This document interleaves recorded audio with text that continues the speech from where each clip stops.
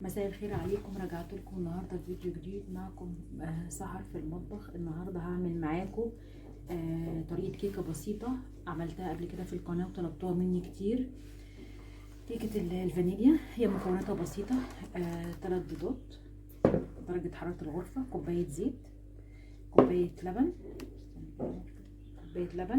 كوبايه وربع سكر، كيسين فانيليا، كيس كيك شيف، كوبايه ونص دقيق. تمام. دلوقتي هحط الكيسين الفانيليا وهحط عليهم السكر. بسم الله الرحمن الرحيم.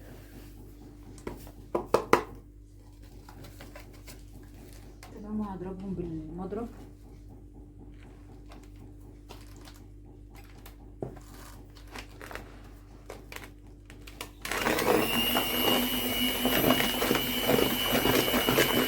اضربهم لغايه ما يعملوا البيض تحت والسكر مع بعض.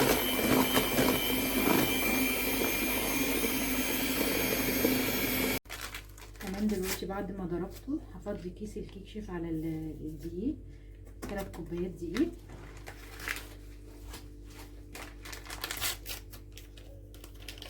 تمام. دلوقتي هنزل اهو منظر البيض. هنزل دلوقتي بكوبايه الزيت. بسم الله الرحمن الرحيم.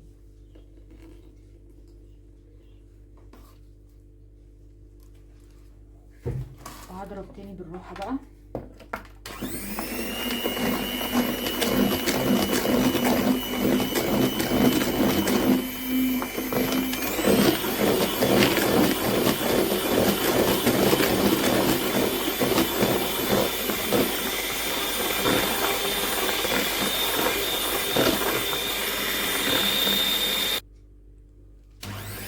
دلوقتي هضيف شويه خل، معلقتين خل، معلقه كده، وهقلب تاني بسيطه.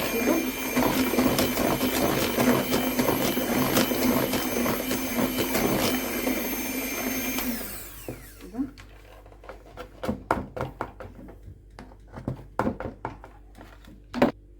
الدقيق ضفت عليه بيكنج باودر وذره ملح بسيطه. طبعا مش هضيف اللبن دلوقتي عشان هو لسه سخن.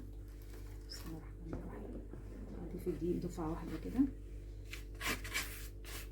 متقلقوش طالما عاملين المقدار، ما تخافوش من اي حاجه.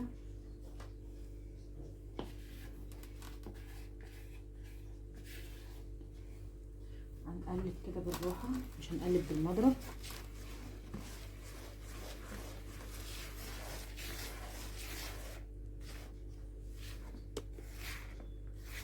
دلوقتي بقى هنضيف كوبايه اللبن سخن عادي. بسم الله الرحمن الرحيم.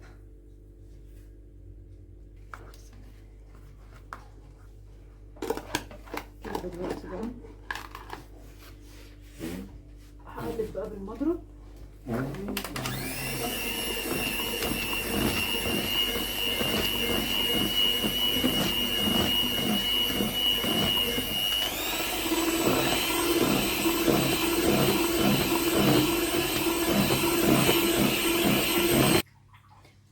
صينيه كده متبطنه بالدقيق. بسم الله الرحمن الرحيم. هصب بقى العجينه فيها.